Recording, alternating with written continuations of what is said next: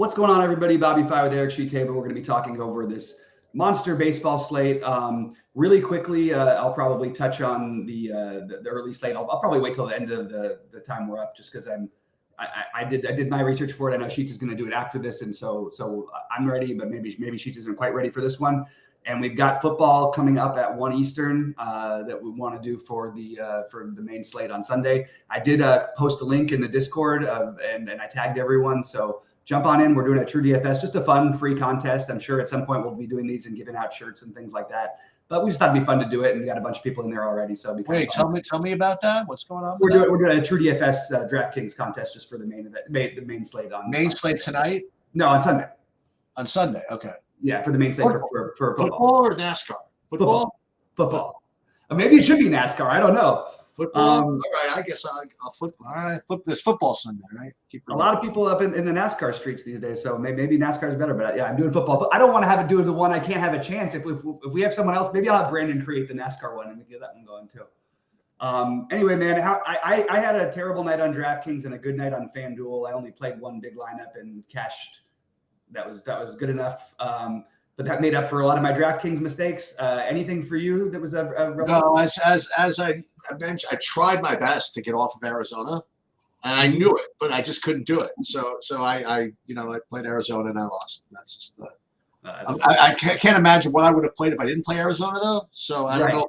I don't know if I would have gotten that Texas, whatever that game was, the 14-run game in Texas. God.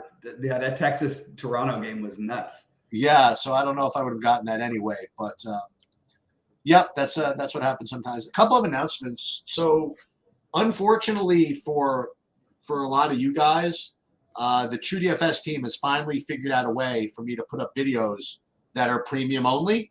Yes. So I'm going to start doing that for some of the videos that I just feel should only be for paid subscribers, and we're going to start with the survivor pool stuff. Just to give you guys, just to grandfather you guys in for one more week, I put up the survivor pool thing today, and I did it with the and it's public for this is the last week, and starting next week when I just confirmed that I know I'm selecting the right things to get it onto the premium site, then that's going to be only for paid subscribers. So if you want to get access to the survivor pool stuff, you have to be a TrueDFS paid subscriber. I presume one of the packages, whatever it is. Any of the packages will accept for those videos. And just a reminder that we have the limited time promo at the bottom of the screen here that you guys can use. Sorry. And the other ones that I'm going to make premium only are any like process videos, like where I actually am going over my own stuff and getting a little more advanced and things like that. Who knows? Maybe once in a while I'll throw it up there for free just to give people sort of a sense of what that is, but in general, those are all going to be premium. Also, I just feel it's not fair to the paid subscribers actually to make those free. Yeah, I would encourage everybody to take a look at those videos. As they come out, especially obviously all the subscribers should be checking them out. But they're really, really helpful, especially in terms of multi-entering and ways to use the SaberSlim / TrueDFS projections. So, but not only that, but I do like the other sports and things like that also. So. Yeah. The other thing is just so you know, I did actually, while we were doing this, while I was waiting, I did run a really quick sim for the early slate. So while I can't contribute any fundamental knowledge to it, I will at least show you what I got. I was just using the SaberSim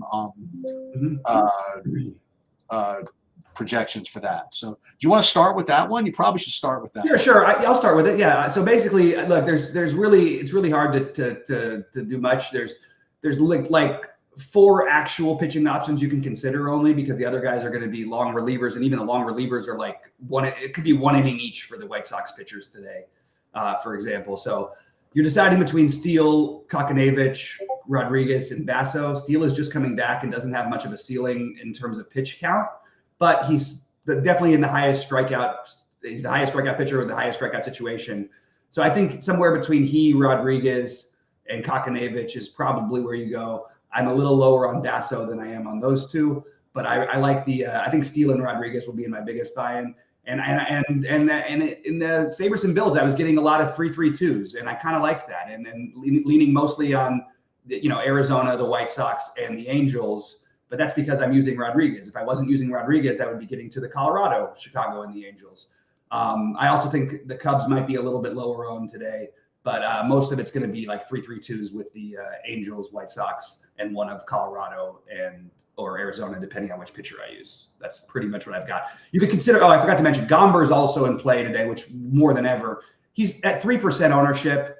He's actually had like not a bad season. He's 5-12, but he's got a 4.4 ERA, and the guy pitches in Colorado, so that's like basically like a 3.9 ERA or 3.8 ERA other places. That's something that you consider doing as well. It's very difficult to throw out a 5% pitcher who's going to start on a 4-game slate. Right. You know, it's going to be very difficult to do. 4%. That means like, and you get 2 spots to use them. You know how rare? I mean, 4% is like nothing. Right. Meanwhile, one of the pitchers is supposed to throw, the highest owned pitcher is going to throw 70-something pitches today, if that, because he's just coming back from the injured list. So I think it's a good spot to actually maybe take that chance and get to Gomber. Maybe I'll do that actually when I get out of here. All right, let's pull up your thing and we can go game by game for the main slate if you're ready. Reminder, guys, it's 6:30 Eastern. We're still going to be going live at Steve. Is 6 okay for you? I can go a little earlier if you want to, but for me, 6 still works. No, it's totally fine. Cool. It's baseball, so we don't really it's not like there's a million last-minute decisions that you're making like there are in NBA. There's some, but there's not as many. But just so you know, when I did run my sim for the early slate, and I was, once again, getting all the Arizona. So it is what it is. But like you said, you could do some funny stuff. Like if you wanted to, not play as many 5-mans or do some manual kind of funny business, I guess. That's something I think that you can do. Yeah, I agree with that. All right, so let me share my screen. Where would that be? Okay. So same thing. I actually ran a sim for this too, which I haven't even looked at yet. So we're going to go ahead and just kind of like go over who we think the best plays are, work backwards, I guess. All right, you ready to get started? Yeah, let's do it. So San Francisco in Baltimore, and San Francisco won this game like 10-0 yesterday, by the way. It just was kind of surprising. Now I see a little cloud there. Is it going to rain or no? I'm double checking the weather right now. Let's see. There's a little bit of risk. Roth has it as yellow, and shout out to Roth for Rotary Gunners, does a great job. But he's got it as yellow right now. He thinks it's most likely okay, but it's probably going to have to be revisited a little closer to lock. So it is a very big slate, like you said. But I have to say that I have 20 pitchers listed here. Yeah, I have Kremer as the best play right now. Wow. Yeah, like right off the bat. And usually when that happens, you see like huge ownership. I only see them like 10% owned too. So I'll just kind of throw it out there. Not the greatest park, obviously, but I don't know. That's what I have right now. So and early projections and such, but I have them as the best play by a decent margin actually, which is kind of cool. So and that just is what it is. The pitcher Bird Song from the other side, I'm not really getting to him. Let's take a look at the stack, my stacks here. I imagine that Baltimore is going to look pretty good, but let me just double check. Yeah, they look pretty good from a raw points perspective, but not so great from a value perspective. I guess because they're expensive. Yeah. So I'll probably end up not playing them on a huge slate like this. But hey, I kind of like throwing Kremer in there and getting my day off too. I'm going to be cashing for something. I'm going to be the first person cashing for something because unless he gives up like a hit in his first batter, it's the first game. Yeah. And San Francisco's up first. So there you go. You're going to be tied for first, or you're going to be tied for last. That's correct. After one batter. I'm surprised you got that, but I agree with Kremer being one of the best options. There is no reason why Kremer should be 6,200. He has been really good. And let me just read through some. At Boston, he puts up 24. Tampa Bay, 28. Okay, but Tampa Bay is, sucks. At Colorado, he got hit around. We can forgive him, Was okay against Houston, was good against the Mets, was good against Washington, and then had a couple of struggles against, Toronto, Cleveland, and San Diego. Those are all of his starts since the All-Star break. Oh, no, he was good against San Diego, actually. And this is a matchup that has some upside and some risk. But I think that you've got a strikeout expected. SaberSim's got him at 5.8. That's an incredibly high number for a pitcher who's 6,200. So if you are going to play Baltimore and you are going to play Kremer, I would encourage you to try to get those together. I'm sure actually some of the things will put it together in their sims, because it just, we know how it works. You get up 5-0, it makes it a lot easier on the pitcher, and the other team ain't necessarily bringing in their ace relievers either, because they need to prolong the game as long as they can or whatever. So I like the Kremer and I like the Baltimore. There's a lot of guys to decide between, and I don't think any pitcher is going to be especially crazy high owned, because there's a lot of guys who are good, but nobody who stands out like in an astronomical, oh, you got to play this guy way. We don't have any Paul Skeens or whatever, like Imanaga the other day. All right, we can move over to oh man, this is Atlanta Cincinnati for you. Okay, Atlanta Cincinnati. There's all these 640 games, so I didn't know which one it was going to be. Yeah, and right off the bat, I have Atlanta as one of the top 2 stacks. We just factor in, well, actually, factor in everything. I have them as the best stack. So 100-game slate coming right out of the gates with a Kremer with the Atlanta stack. Listen, it's a good stadium. I can see why. So yeah, I like Atlanta quite a bit here.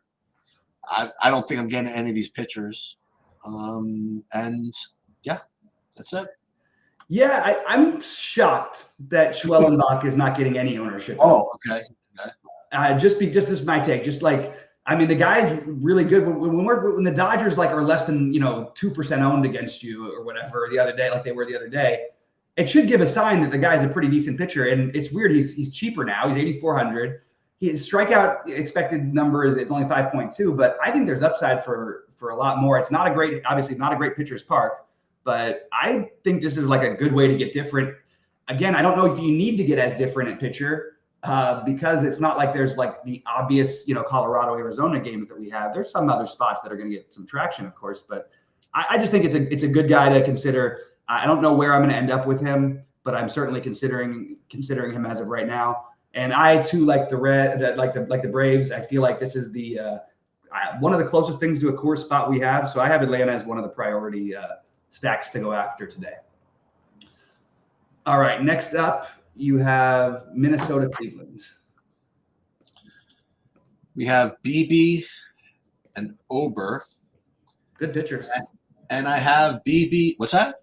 Good pitchers. Yeah. I'm not really getting to Ober too much, if at all. I have BB is a pretty good option though. He's getting owned somewhat. I think I'm going to try to be a stickler for ownership though today. I mean, as you said, there are like so many guys. Yeah. Boy, oh boy, and there are some other dudes that actually have great upside too. We're getting to them later, I guess. But BB's in the mix. I mean, that's for sure. So I do like him a little bit. Not really getting to Ober, actually. And as far as the hitting goes, yeah, I'm not really seeing either of these teams. Yeah, Cleveland is the weird team in baseball that I never really play as a stack, and I never really stack against. I never really take pitchers against. For what it's worth, BB's faced these guys like 4 times and has basically been lights out every time against Minnesota. And he's also got a 6.65 expected strikeout number today. I feel like it feels like a really good play to me. I have BB also as a priority along with Kremer, but I'm going to have to decide between the 7 guys who I consider to be somewhat priorities for pitching, because they're all in a similar boat to me and for one reason or another. And I'm not getting to any of the hitting in this game. All right, here's the game. This is just to say, I was kind of pissed yesterday because I really wanted to stack both sides of the Dodgers-Miami game, and it wasn't on the slate. And of course, they completely went nuts. I don't know what the final score was, but there was probably 20 runs scored, most of it on the Miami side. And basically everybody had like 20 fantasy points, it seemed like. So it would have been nice to get there yesterday. And probably, I'm curious your thoughts today, but I think this is going to be another one where you could argue for both sides again today. I can argue for one side. I have the Dodgers rated right alongside the Braves as the best stack, I think. And for whatever reason, I guess some of them aren't that expensive. That's why I'm getting to there. But so you have Edman at 4K. I mean, Kiki Hernandez, if he gets in, what is his position nowadays? He'll be third probably now. He gets in at second base now again. They change it every day with him. If he gets in at 2,400, that's good. Freeman is really cheap. Lefty, but we don't care about that. No.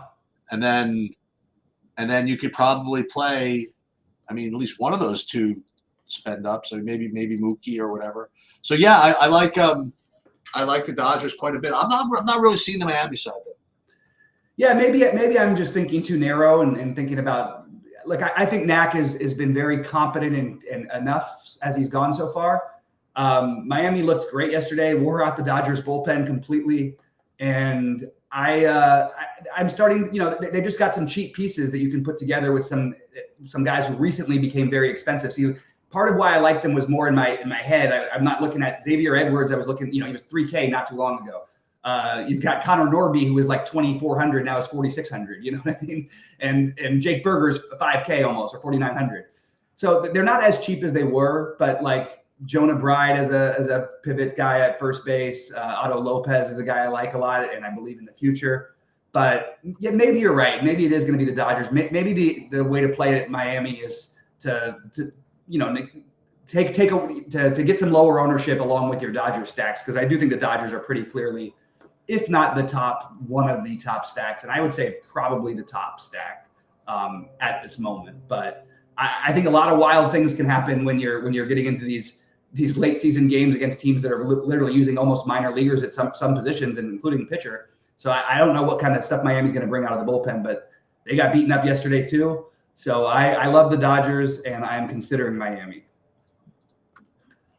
Not as much as I was yesterday, because that Bobby Miller, man, he's been so off. I just want to stack him or play him, stack against him or play him every week. It's one or the other. All right, Houston, San Diego. I think Houston, San Diego reminds me of Houston, San Diego yesterday. Good pitchers, good hitters, maybe results similar to yesterday, like 4-3, 5-4, just none of the four prongs really blow up, and decent baseball game that I'm probably going to avoid for fantasy. Probably to say the same thing for me. I would say that I have to at least consider C's because of the upside. I'm just going to do a real quick check because I'm trying to catch up with there's so many games to go through today, so I didn't have all the BVP stuff in front of me, because C's should have faced these guys sometimes while he was in the American League. The 82 games, 23 strike. Basically what you'd expect. They hit him okay, and he strikes out a good amount of them. So C's probably ends up on the outside looking in. I don't think I can get to Valdez, but I also don't have any interest in the hitting. So, yeah, good real-life game. All right, Boston, Tampa Bay. Yeah, I think both of these pitchers are in play at sub 10% ownership. You would obviously agree that Tampa is the worst hitting team. So on the one hand, Houck has the better matchup, but I don't know, man. Pepio, that last game, I don't know what that last game was all about. Two innings, 38 pitches. Did he get hurt? I don't. He was pulled. He was pulled, but did not suffer an injury. I don't even know what all this is. I would just say be very like that. We should be careful of Tampa Bay players because they're out of it basically. And but at the same time, there is the upside of him going. You know what I mean? It's not like it has to go that way. So I don't even know what this was though. You know what I mean? I can't remember why he was pulled out. I remember that I played. Oh, you know what? I'm not messing with that 100-game slate. I don't need that. Yeah. So yeah, he's out. Houck, is he hurt? Let's see what this is. So he should start. Shoulder, couched his language. It will be his first start September 4th due to fatigue. They wanted to save him a little bit. I mean, just save him. I don't know. Maybe same comment. Just too big a slate for me to take chances like this. Yeah, it's kind of a shame because I think there's a lot of upside for Houck, but I don't know how much he's going to pitch. And it just feels a little nerve-wracking to me. And Pepio, I feel very similarly. But for whatever reason, I can talk myself into Pepio a little easier, which feels kind of funny because Boston is it's a funny thing with these good hitting teams that they also do strike out. They're an above average strikeout team against righties, and they're one of the highest strikeout teams against lefties. I guess Pepio would be my favorite thing from this game, but certainly nothing that's a priority. Yeah. All right. We got a good battle here for this wild card spot here. So you have in the National League, San Diego is in pretty much. Then you have Arizona, Mets. Arizona, Mets, and Atlanta all battling for 2 spots. Yeah. They're all within like 2 games of each other. This is quite a turning into. Yeah, that's why I could not understand what Arizona was doing last night, not starting your best hitter in a game that you were in must-win mode. I don't like it. Makes no sense to me. Anyway. All right, Washington and the Mets. Yeah, so I don't know. Quintana, 6% ownership, 6,500. Pair him with Kremer and jam all the Dodgers or something like that. I'm not opposed to that. Now again, it is a huge slate, so you're going to need to put up some points. I mean, how much? What kind of ceiling does he really have? I'm not playing him for ceiling. I'm playing him for salary relief, right? Just kind of talking through this because I am getting him as a very reasonable point per dollar play. I'm just trying to see if on a slate like this, it's going to be enough upside to get me to the finish line. But he certainly looks like a decent play. Again, I'm not expecting too much, but aside from that, it doesn't look that bad to me. As far as the hitting goes, I'll say this again. I said it yesterday, and it came back to bite me. Don't want the Mets. Last night, they only scored 10, I think, or something like that. So and Hurts, he can get lit up too. So I don't know. This could be one of those where I just ignore the projections and take the Mets after all that. But I think Quintana is perfectly reasonable. Yeah, for what it's worth, there's like 12-mile-an-hour winds blowing in from left center, enough to make a little bit of a difference in an already bad-hitting park. I hear the Quintana. I expect him to have a good outing and be very reasonable. Now, do we think that 18 to 20 fantasy points will be good enough? Likely to get the win. I'm counting on like getting 14 or 15 plus the win, or betting on that. Maybe, but I think there's other value, and he's just the strikeout upside is just not where you want it to be. But at the same time, he's been great lately in real life. He's looked terrific. Washington does not strike out against. They don't strike out against lefties. They don't really strike out against righties much either, even though they don't really hit the ball. So if there was one thing of interest that I probably would end up going with, might be that if not for the wind, I would just say I would go ahead and say maybe we play the Met stack again, but I don't think I'm going to end up getting there. Detroit and KC. Yeah, so now we're getting to some actual pitchers that can do stuff. Skubal has 30-point upside, and doesn't project to be that great of a play. And at 20% ownership, but it's just got that kind of ceiling, And if you can make him work at 10-6 somehow, that's great. I just have a feeling that you're not going to be able to get away with it. I think you're going to want access to some of those hitters from the Braves and the Dodgers. Now again, you don't have to play that way, but anyway, Skubal does look pretty good. We'll talk about Peralta and Nolan, all these other guys that can put up 30. Like no one we've spoken about so far can put up 30, or probably, you know what I mean? Yeah, so I think BB maybe. So Skubal, definitely a really, really good play. Not getting a Marsh on the other side. But should I? I guess not. No. I mean, no. 5% owned. I will throw out there, but again, it's another guy that was under 7K, and if he has a good game, we'll get like 15 to 20. Maybe. All right. I actually think I shouldn't have left off that Marsh thing. I think that's actually a reasonable play. I think he's got a higher upside. Like it's similar to Quintana, but he's got a higher upside than Quintana does by a lot because he can actually strike people out. Quintana can't. And I'm not playing the hitters here. I don't think. Yeah, I have a lot of interest in maybe more than this is a great it's 85 degrees with wind blowing out to left like 8 miles an hour. It's not nothing huge, but. Skubal has faced this team a number of times, and as I would have expected, they've hit him pretty well, and he strikes out a huge percentage of them. So sort of the normal Skubal thing, actually not the normal Skubal thing, sort of the normal thing with KC, they don't strike out against lefties. They're the second lowest strikeout team in baseball against left-handed pitching, and they have struck out in the past against him. So it is interesting because we talked about these guys, but like BB has a higher strikeout rate. He's expected to strike out more guys today than Skubal is, and he's a lot cheaper. But I kind of think the Marsh thing, I kind of slept it off too quickly. I think there is some strikeout upside for him here against Detroit, and I think that's the one that I would consider. But at the same time, I wouldn't mind getting to some Detroit as a cheap stack. So a little bit interested in Marsh, a little bit of interest in Detroit. All right, next up, what is it? Philly, Milwaukee? Yeah, so both of these pitchers are too cheap, I think. If we didn't know who they were playing against, you know what I mean? Like Peralta, he can get 30, and Nola can get 30. And that's, I know that's simplifying things, but on a big slate, you're going to need points from somewhere. So you either going to get those bats to really get rolling, or put up one of these 30s, and both these guys can get there. Now, from a point per dollar perspective, they both kind of are a little bit lacking. And it's not like no one's going to play them. They're both going to be over 10% owned.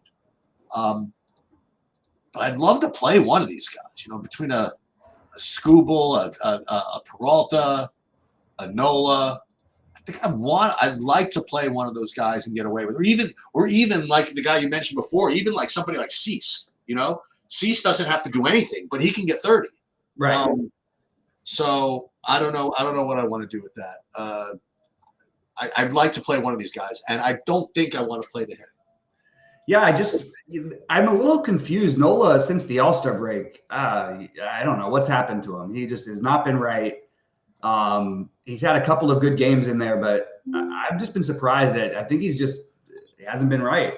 And Peralta, look, against Philly, as Philly is a boom bust team. They strike out plenty, and they also have plenty of pops. So I have both these guys like as a tier below Kremer and Beebe, and some of the other ones that that we're gonna, I guess a couple others that we're gonna talk about.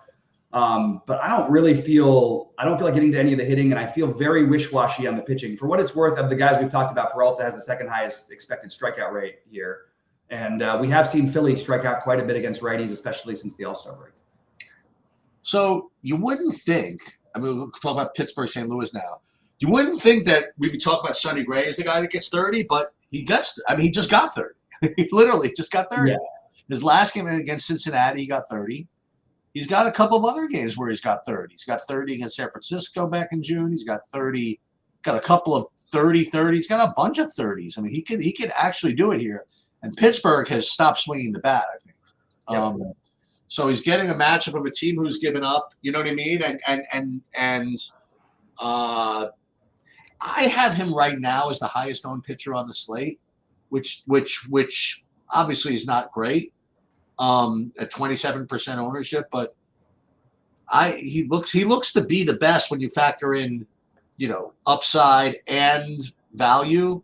I guess you have to consider him the best somehow. So I do like that. The other side of this, I honestly don't even know who's pitching. Woodford is right now who we're expecting to. Yeah. But that's so bullpen-ish. Yeah. So that's one of the reasons why. I am getting to St. Louis once again. As good piece of value here. So St. Louis and Sonny Gray.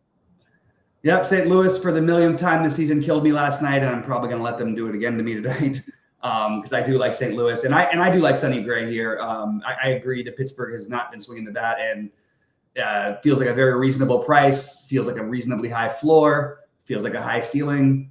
I think it's all the right reasons to make Gray one of the priority pitchers and St. Louis one of the stacks. But man, I'll tell you, I don't know if they're between St. Louis and Houston. If there's two teams I haven't gotten right once this year, it's those two teams, and they literally usually go off the next day. So maybe I do just go right back to St. Louis, like just for no real theory, just based on the fact that they hurt my feelings. So this is kind of funny. So Toronto against Texas. So Bowden Francis, not one out of way, one hit given up to the Mets, completed 8, 15 fantasy points. I know. And by the way, it's the third time this season that he's taken a no-hitter into the 8th inning or later. One strikeout. And then on the other hand, before it starts back, 12 the Angels. Yeah. The Angels. But even before that, he got the Cubs before that, and then he got the Angels before that again. He got a 40 burger. This guy's got upside, It's so he's certainly not showing up as one of the best I guess point per dollar plays, but I'm just looking at the game log, and he could put up a number at a lower price with not that high ownership. Now again, the matchup stinks, but I don't know, it's coming up with something. And let me tell you about this Cody Bradford guy. He's never done anything for me. He's like one of those guys, like he's got 2 -5s. I think I had him in both. But all the other games, he seems to be pretty competitive at 8,100, So, yeah, I'll throw him in the mix, I guess. But again, both these teams can swing the bat a little bit. I don't know. What, you like anything here? Yeah, I'm trying to decide what to do with this game. Bowden, for instance, I'm trying to decide how much of it, and he, to his credit, he's done a good job of getting weak contact. He is not a good strikeout pitcher. Like, he just hasn't been. He had one outlier game, but for the season, he's extremely low. He's below, like he's projected below 5 today, for example, and we've got guys who are projecting around 6 who are 2,000 cheaper than he is. And Texas is again sort of a boom bust offense. I could see making a case for it, but there's a lot of guys you can make a case for, and I think that I'd probably just end up off the pitching here. I also am not sure what I want to do with the hitting. It feels weird to stack against a guy like Francis, but just based on a team that strikes out a good amount in Texas, but also has power, when they actually put the ball in play against the pitcher who puts the ball in play, feels like there might be some upside for Texas. And feels like the Toronto versus a lefty that used to be a big thing is not really so much of a thing anymore. But Bichette's back at 3,900 with just a top 3 from Toronto. So I like a Toronto mini stack. It's probably my favorite thing in this game. But I'm considering Francis. I don't know if I really want to pull that trigger. And then my Dylan Wu got crushed finally last night. There goes Dylan Wu. Yeah. All right, you got your Cortez and Miller in Seattle. Yeah, I don't think I'm going to play the Yankees to do this twice in a row in this park. Miller is pretty good.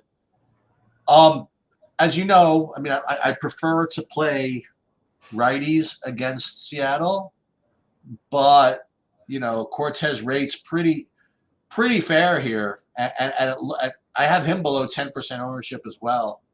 I think I might take a shot here. So I say take a shot. I mean, it's not like it's that wild of a play, but I definitely put him in the top bunch. Also on other slates, like if you told me that it's a 5-game slate and Cortez is going to be one of the popular ones, I would say sure, you can always play Seattle, right, and stuff like that. Just don't think that you gain anything today. You know what I mean? Like I don't think Cortez is going to be particularly popular. I think it's a 100-game slate. If you get to them in GPP, 30, 40 lineups and plus, totally chilled. I like it, but I'm not going to go out of my way to play it. I couldn't have said what you said any better. I had the exact same thought when I first looked at this. I would just want to point out that the Seattle still does have the highest percentage strikeout rate against left-handed pitching and right-handed pitching. So really? Even against lefties? But they also hit the ball more against lefties. They don't have the highest total strikeouts because they haven't faced as many lefties this season as some of the other teams have. So the numbers are hard to. That people use different stats to suit their narrative. So I just wanted to say percentage-wise, they do strike out a good amount. So I have Cortez as one of my favorite 5 today. And you mentioned the Seattle on a smaller slate. I think Bryce Miller would be an awesome option, and maybe it's even worth taking a shot on him in this matchup. Like the Yankees have tons of power, but you have a guy who he could run into some home runs, but he's pitching at home where he pitches great. You've also got a number of strikeouts in that lineup now. So I'm thinking about Miller as the same thing I think about Schwellenbach. I think they both have more upside and are going to be low owned. So if you wanted to get different at pitcher, those would be the guys I used. As of right now, I'm not getting to any of the hitting in this game, but I would have considered both sides of it, or especially the Seattle side of the hitting, if it was a smaller slate. I've got my priorities hitting wise unfortunately, kind of chalky, so I'm probably going to switch over to some Baltimore. Atlanta, Dodgers, St. Louis, Toronto mini stack. And then for my pitching, I've got Cortez, Gray, not in order. In order, it would be probably BB, Kremer, Gray, Cortez, and then one of Peralta or Nola. Those are my 6 favorite, I guess. I said 5. Anything else, Sheets, before we get out of here and we get ready? Yeah, no, I wanted to give the results of my Sims here. the top owned stack I would be getting would be Atlanta, followed by St. Louis, and then Detroit. And then as far as the pitching goes, looks like, oh, as I mentioned, Sonny Gray and Dean Kremer would be the top two. Yeah. All right. Sounds good to me. Well, we'll see you guys in 20 minutes.